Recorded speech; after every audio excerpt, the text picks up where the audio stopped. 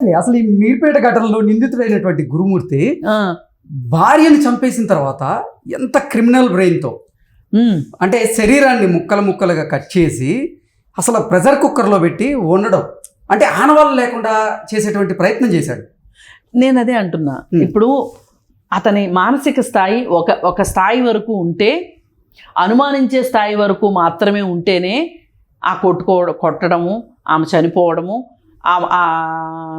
ఇప్పుడు కొంతమంది ఏం చేస్తారంటే అలా చంపేసిన తర్వాత స్వచ్ఛందంగా వెళ్ళి పోలీసులకి వెళ్ళి లొంగిపోయే వాళ్ళు కూడా ఉంటున్నారు. ఈ మధ్య ఎక్కువ మంది లొంగిపోతున్నారు.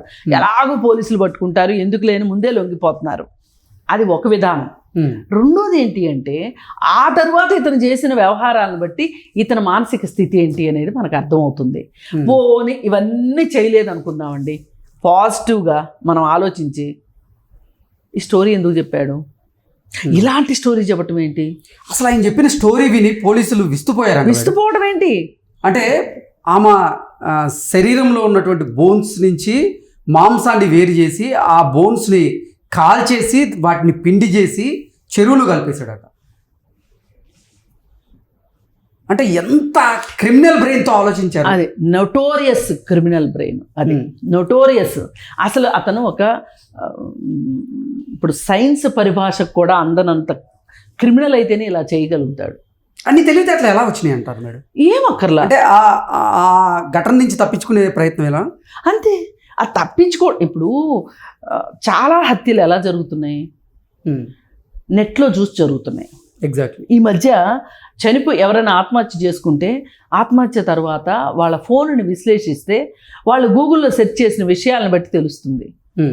ఇవాళ అది పెద్ద కష్టమేం కాదు గూగుల్లో తెలుసుకుని చేసి ఉండొచ్చు. అసలు ఏమీ చేయలేదు, ఇతను నిర్దోషి అనడానికి మట్టుకు ఆస్కారమే లేదు.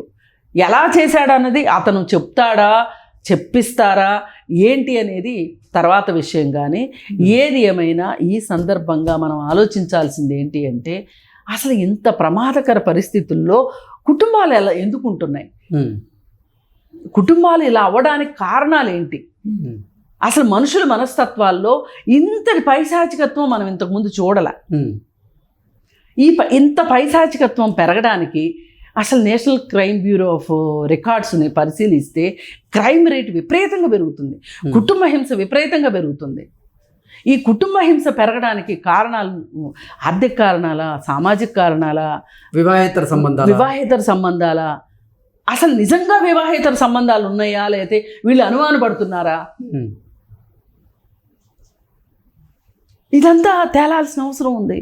అందుకే ఇవాళ చూడ్డానికి బాగున్నాడు, మంచి ఉద్యోగం ఉంది, కాస్త కోస్త ఆస్తుంది అని చెప్పి పరిగెత్తుకుంటా పిల్లల్ని ఇచ్చేసేసి వాడు యోగ్యుడో అయోగ్యుడో తెలుసుకోకుండా వాడి కాళ్ళు కలిగి కన్యాదానం చేసి ఆ నీళ్ళు నెత్తిని పోసుకొని ఖచ్చితంగా స్వర్గానికి వెళ్తామని నమ్ముతూ పెళ్ళిళ్ళు చేస్తున్న తల్లిదండ్రులు ఇవాళ మారాల్సిన అవసరం ఉంది.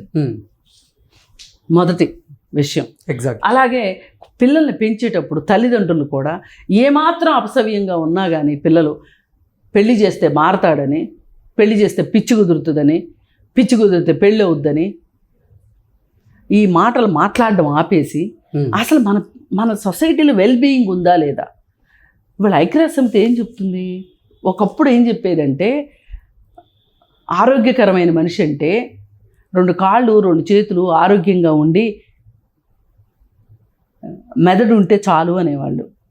ఇవాళ ఏం చెప్తున్నారు, ఆ మెదడు మంచి మెదడు అవ్వాలి, సరైన ఆలోచన విధానం ఉండాలి, వెల్బీయింగ్ గురించి చెప్తుంది. మరి ఈ పరిస్థితుల్లో ఇప్పుడు ఈ 2 ఘటనల గురించి చెప్పుకున్నాం, ఇంకో ఘటన గురించి కూడా చెప్పుకోవాలి. ఒక భార్యాభర్త ఇద్దరు విడాకుల కేసు కోర్టులో నలుగుతున్న టైంలో పిల్లల్ని తీసుకుని ఒక అతను తీసుకుని వెళ్ళి పిల్లల్ని చంపేశాడు. ఆ భార్యకి విధించిన శిక్ష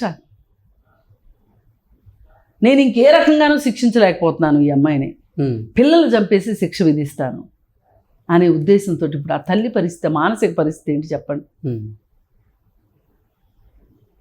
అందుకోసం ఇవాళ ఈ మారిన పరిస్థితుల దృష్ట్యా అసలు కుటుంబ హింసను నిర్వచించాల్సిన పరిస్థితి కూడా, అంటే ఇంకాస్త లోతుగా వెళ్ళి అధ్యయనం చేయాల్సిన అవసరం వచ్చిందని చెప్పుకోవచ్చు. ఏది ఏమైనప్పటికీ ఈ కేసులో ఆ అమ్మాయి ఇంట్లోకి వెళ్ళడం మాత్రమే చూశారు సీసీ కెమెరాలో, బయటికి రావటం చూడలా. ఆ అమ్మాయి ఇంకెక్కడికి వెళ్ళే అవకాశం లేదు కాబట్టి అతడే అనుమానితుడు. మీకు మృతదేహం దొరుకుతుందా దొరకదా అనేది తర్వాత విషయం. దొరికితే దొరికింది, దొరకకపోతే దొరక్కపోయింది.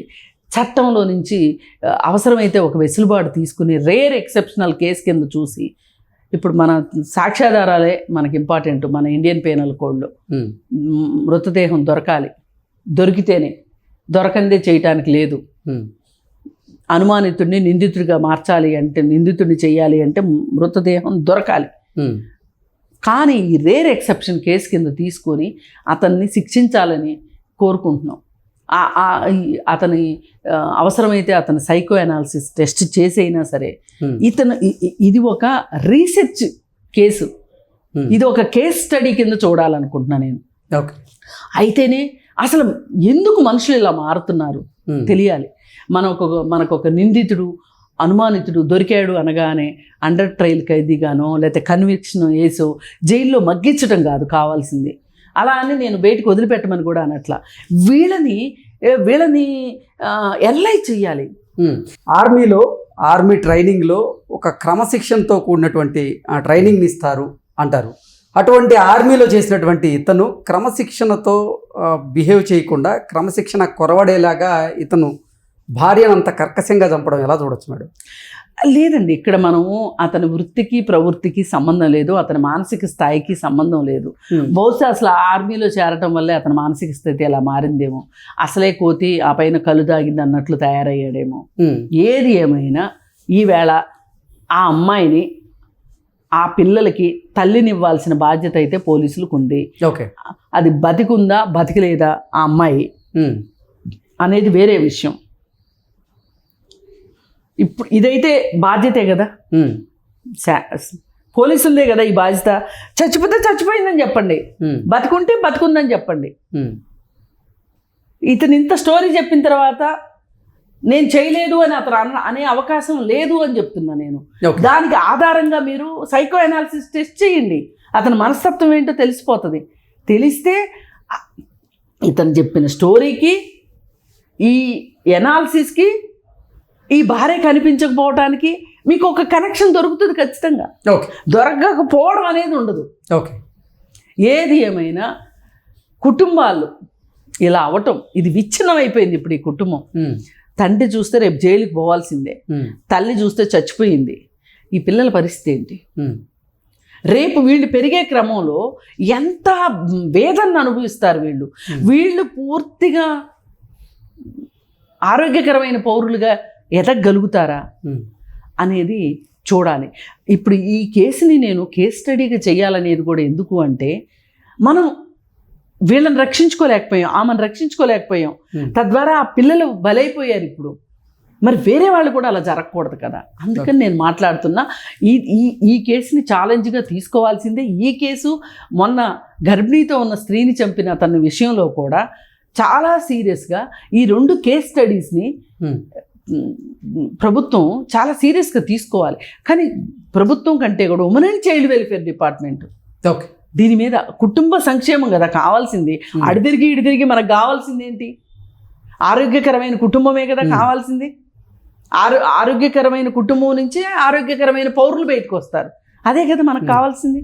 అందుకే ఇంత వేదన. Okay madam, thank you so much. Thank you.